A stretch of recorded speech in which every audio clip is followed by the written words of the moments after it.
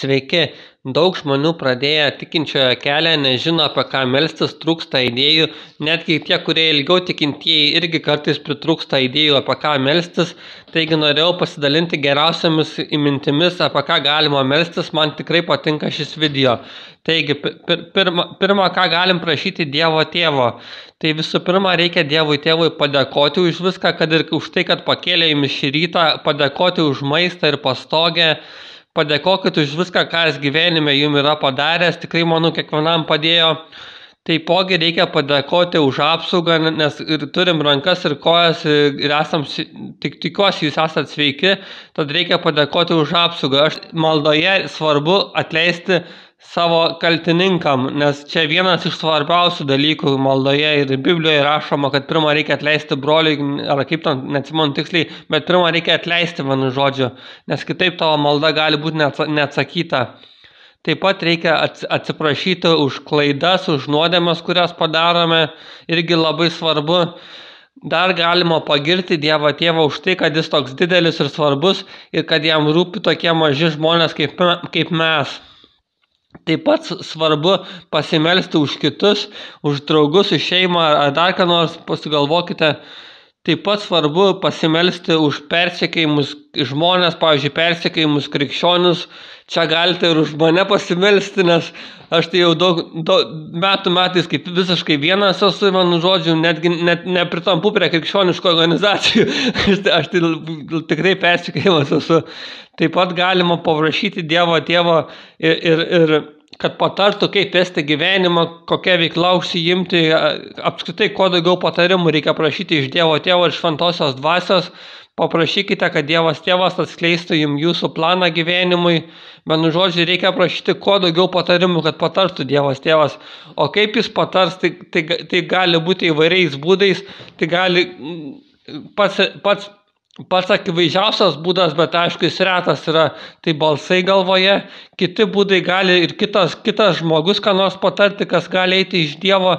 Taip pat gali, kad žiūrint, pavyzdžiui, ir YouTube klipus, kad ir, pavyzdžiui, rekomenduoju, apačioje mano kanale yra rekomendacijų, ką galima žiūrėti, ten angliškai gaila, tikiuosi suprantant, bet galima žiūrėti YouTube klipus iš pastorių ir gali kai kas atrodyti, kad jums skirtas žodis, pavyzdžiui, klausai pastoriaus ir pamini kokią detalę apie tavo asmeninį gyvenimą, tada supranti, kad gali būti tau skirtas žodis.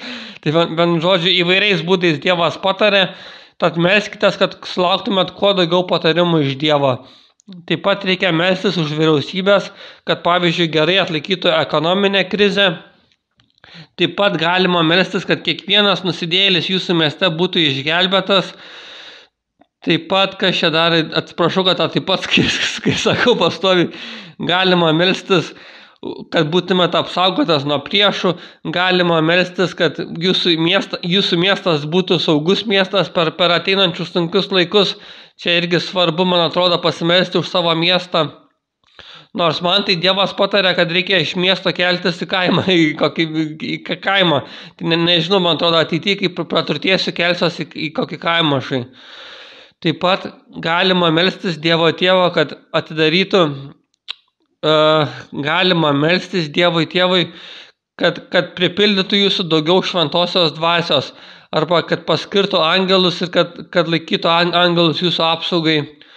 Taipogi prašau, palaikinkit ir subscribinkit mano video, man tai būtų labai malonu, ačiū. O dabar po Dievo Tėvo, ką galima melstis Jėzui. Tai Jėzui visų pirma, kai meldžiamės, reikia padėkoti už jo darbą ant kryžiaus, kad išgelbėjo mus. Taip pat galima padėkoti, kad Jėzus meldžiasi už jumis, nes man atrodo tikrai Jėzus meldžiasi už visus žmonės. Galima melstis, ir čia net rekomenduojama, man atrodo, Biblijoje, melstis už tai, kad būtum palaikytas vertu, kad būtum išgelbėtas nuo ateinančių sunkumų. Taigi galima melstis, kad būtum palaikytas vertu, kad pabėgtų nuo būsimų sunkumų. Taip pat Jėzui galima prašyti, nes Jėzus yra buvęs žemėje, tai jis yra susipažinęs su žemiškom problemom. Taip pat Jėzui galima melstis prieš negatyvumo, tingumo, baimės, pasikėlimo, geismo dvasias, nes visi šie įpročiai turi dvasią. Taigi galima Jėzui melstis prieš šių tam tikrų įpročių dvasias, nes kaip jau sakiau, visi įpročiai turi dvasią, tai galima melstis prieš tingumą, prieš pasikėlimą, prieš baimės, prieš bent kokias dvasias galima melstis. Taip pat galima Jėzui melstis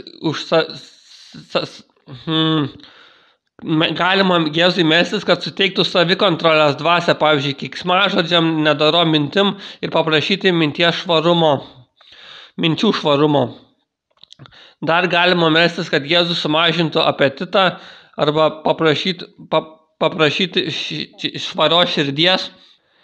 Taip pat Jėzaus arba Dievo Tėvo galima paprašyti ir tokio dalyko, kuris čia biškį gal keistai nuskambės, bet vienu žodžiu, kai mes turim meilę santykius su žmonėm, kurie nėra santokoj, tai mes paveldime tų žmonių visokios dvasias, demonus, prakeiksmus, viską paveldime iš tų žmonių, tai galim Jėzaus ar Dievo Tėvo paprašyti, kad uždarytų visas dvasias, visas prieigas iš buvusių nesantokinių lytinių santykių. Vienu žodžiu, galima paprašyti Jėzaus ar Dievo Tėvo, kad uždarytų prieigą nuo tų dvasių. Tai manau irgi svarbu. Taip pat dar kas svarbiau, tai čia man atrodo pats svarbiausias dalykas, kurio galima prašyti Jėzaus, tai galima prašyti, kad užrašytų jis jūsų vardą gyvenimo knygoje danguje. Nes yra rašoma, kad kai bus mūsų teismas, tai žiūrės, ar mes esame užrašyti gyvenimo knygoje danguje. Tai galima prašyti Jėzaus, kad užrašytų jūsų vardą.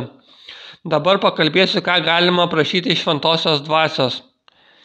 Kas liečia šventąją dvasią, tai visų pirma, jo galima prašyti, kad padėtų konvertuoti jūsų šeimą, pažįstamus ar banką, su ko turite ryšių, kad padėtų šventoji dvasia konvertuoti juos į krikščionius tikinčiuosius, nes tik šventoji dvasia gali priversti žmogų patikėti tikėjimu, tad čia svarbiausias jo darbas, man atrodo, kad padeda konvertuoti šeimą ar pažįstamus į krikščionius tikinčiuosius. Melskitės, kad šventoji dvasia atverstų jūsų akis tiesai, kad padėtų pažinti Dievą geriau. Galima prašyti šventosios dvasios, kad pradėtų kalbėti su jumis. Pavyzdžiui, kai baigiate maldą, galite paprašyti, galite tiesiog klausyti ir kurį laiką tiesiog pasakyti, kad, pavyzdžiui, klausau ir klausyti, galbūt išgirsite jo balsą.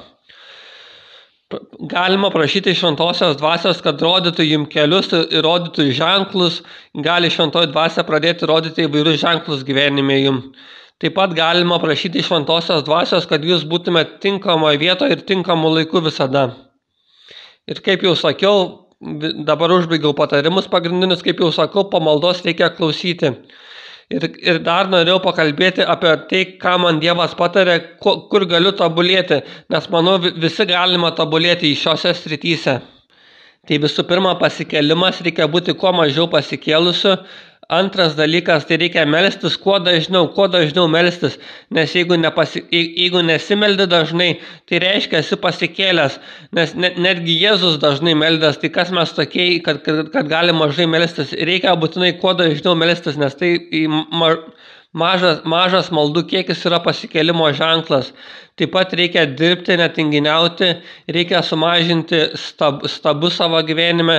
Stabai tai yra bent kas tampa svarbiau už Dievą. Tai gali būti ir socialiniai tinklai, netgi vaikai arba žmona, vyras irgi gali tapti stabu.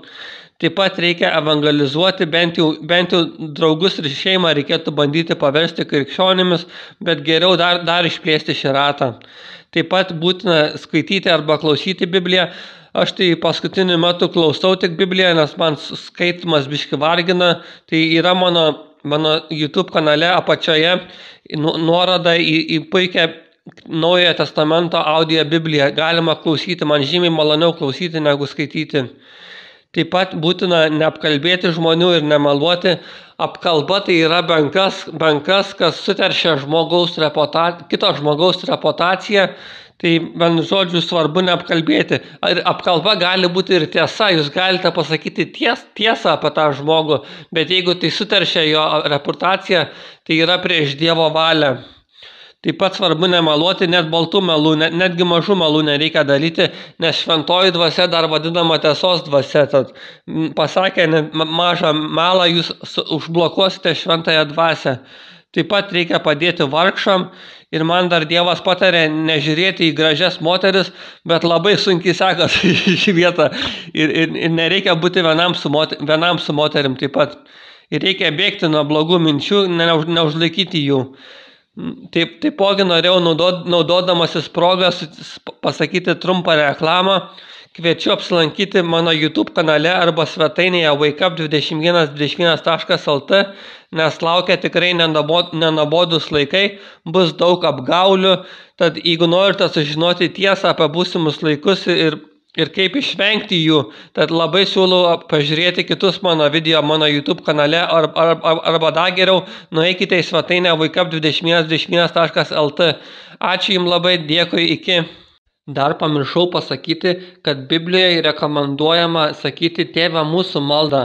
Jūs galite ją susirasti į Google įvedę malda Tėve mūsų. Taip pat galima susirasti individualių maldų Jėzui arba šventajai dvasiai, bet Biblijoje rekomenduojama sakyti Tėve mūsų maldą. Ačiū, iki.